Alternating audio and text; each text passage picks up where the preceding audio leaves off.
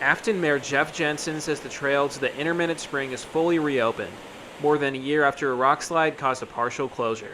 Justin Laycock from the U.S. Forest Service says the area was closed for several weeks after the slide and again in November for stabilization work. It's in great condition. Probably, I think, the best condition it's been in the years I've been here. The trail, just under a mile long, leads to a rare spring that alternates between flowing and stopping. It's considered the largest intermittent spring in the world and serves as a source of Afton's drinking water.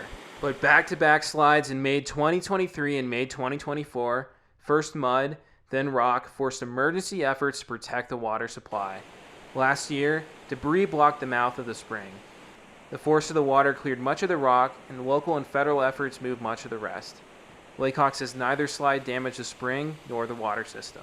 When that slide had occurred, it stopped intermitting, and it was a few weeks early from what we normally see.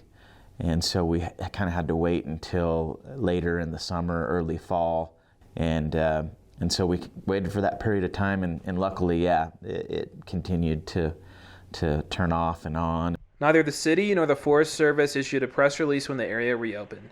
It's because the Forest Service says that the final stretch beyond the picnic tables is not an official trail. Laycock says the Forest Service worked with Boy Scouts several years ago to make the first part of the trail wheelchair accessible.